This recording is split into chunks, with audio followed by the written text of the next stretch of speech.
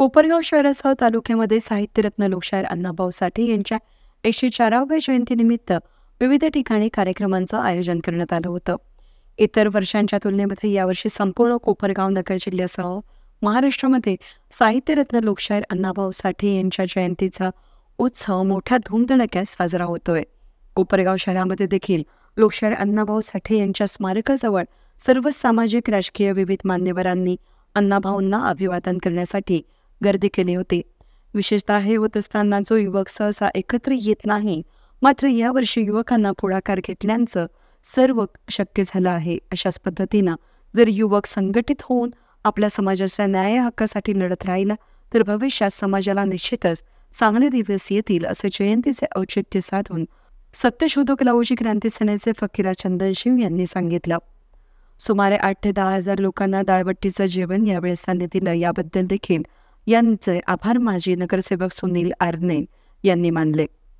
खऱ्या अर्थाने आज लोकशाहीर अण्णाभाऊ साठे यांची 104वी जयंती निमित्त जे अण्णाभाऊंनी फकीरा कादंबरी लिहिली होती आणि त्या फकीराची जी जन्मकथा होती का लोकांसाठी अर्पण केलं, त्याच अनुषंगाने आज आम्हाला कोपरगाव तालुक्यामध्ये जे फकीराभाऊ चंदनशिव आहे, सत्यशोधक लहुजी सेनाच्या माध्यमातून जे काम करत आहे, तर त्यांनी आज 8000 लोकांना दालबट्टीचं आणि ते पण गावरान तुपाचा स्वाद असं जेवण प्रत्येकाला चारलं.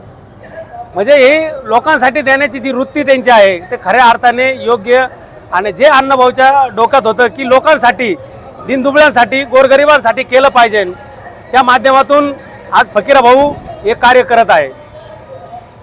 खऱ्या अर्थाने आज ह्या वर्षीच्या मागील वर्षीच्या फरकामध्ये ह्या वर्षीच्या जयंती निघल्या आहे, त्या महाराष्ट्रावर नव्हे तर देशभरातून अण्णाभाऊ साठेचा गौरव होत आहे.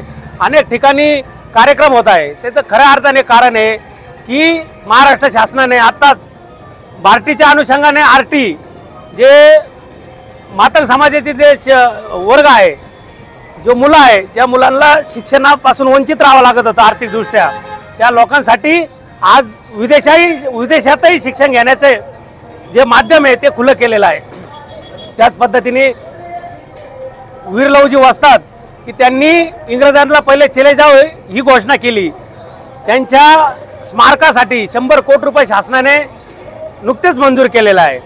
त्या अनुषंगाने सर्व मातंग समाज हा एकदम आनंदी आहे आणि त्या आनंद उत्सवामध्ये सर्व हे युवक जे या ओघामध्ये नव्हते, या चळवळीमध्ये नव्हते, परंतु आज आपण बघतोय सगळे 20, 25, 30 वर्षाचे युवक हे याच्यामध्ये जुडलेले आहे.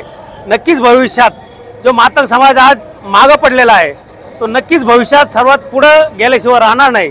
कारण युवकाची जी ताकद आहे ती ताकद फार महत्त्वाची असते आणि ते युवक जुळणं फार अवघड असतं. परंतु या वर्षीच्या माध्यमातून पूर्ण महाराष्ट्रामध्ये सर्व युवकांनी प्रेरणा घेऊन या महात्म्याचे जे लोकशाहीर अण्णाभाऊ साठे यांची जयंती काढली आणि त्या जयंतीनिमित्त मी शिर्डी शहर वतीने सुरेश हारणे नगरसेवक व सर्व मातंग समाजाला हार्दिक शुभेच्छा देतो. व इतर पत्रकार बंधू असेल व इतर समाजाने या जयंतीनिमित्त सर्वांनी शुभेच्छा दिल्या, त्यांचेही मी मनापासून आभार मानतो.